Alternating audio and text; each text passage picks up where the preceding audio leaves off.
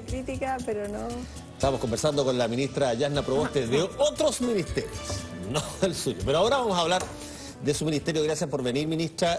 Hoy fue un día muy importante para el Ministerio de Educación, entre otras cosas porque se firmó este proyecto de ley que va a ir a discusión al Parlamento, que cambia en algunos aspectos bastante medulares la famosa LOCE, que un montón de gente la conoció a raíz de lo que pasó el año pasado con los estudiantes secundarios.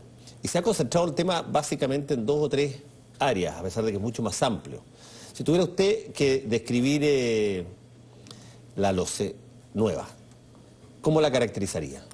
Yo antes de hacer la descripción diría que este ha sido un día muy importante, no para el Ministerio de Educación solamente, ha sido un día muy importante para la educación chilena, porque uno siente que se encausa en un río republicano que nunca debió abandonar.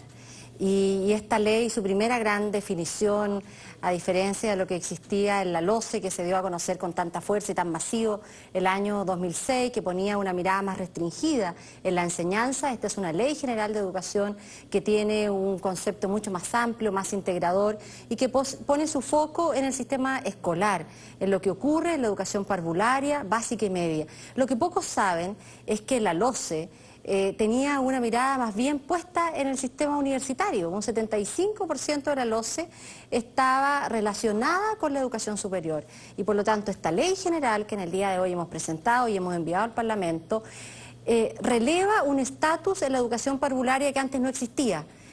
Con la nueva ley general, la educación parvularia es parte integrante del sistema educacional y por lo tanto da coherencia a todos los desafíos que como país hemos puesto en aumentarse a las cunas, en poder garantizar constitucionalmente los niveles de prekinder y kinder. Esta ley obliga al Estado a financiar los 2 niveles de transición, establecer un sistema gratuito de los niveles de prekinder y kinder, es decir, le estamos entregando un estatus a la educación parvularia que antes no tenía y estamos mirando con detención el sistema escolar, qué es lo que pasa allí, cómo los actores son sujetos de derechos, son sujetos de deberes también, por cierto, como ocurre en todas las democracias en el mundo, pero también son objeto todos los actores educacionales de procesos de evaluación mucho más rigurosos. Yo decía, ministra, que se había concentrado el tema en unas 3 o 4 áreas, porque unos proyectos de ley tienen que, de alguna forma, noticiosamente... Claro, son 70 artículos. Lógico, ajustarse a aquellos aspectos que probablemente van a ser más debatidos. Uno de ellos es este fin del lucro. Yo entiendo que la palabra lucro es una palabra cargada, una palabra fuerte. La gente asocia el lucro con una suerte de insensibilidad por la persona sobre la base de intentar maximizar las utilidades. Y hasta cierto punto esa es la lógica de una empresa, maximizar sus utilidades, dar dividendos y utilidades a sus inversionistas. Y eso había funcionado más o menos desde principios del siglo XX, en términos compatibles con la ley, que pudiera el privado, incluso siendo parte de financiamiento público, de actuar desde un punto de vista de lucro. ¿Por qué se cambia?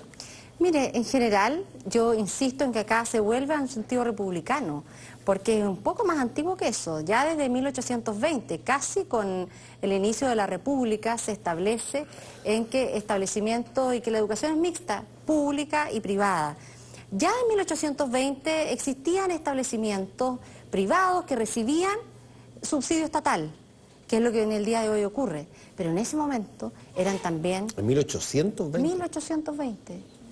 Los primeros colegios, además colegios de congregaciones, eran colegios sin fines de lucro.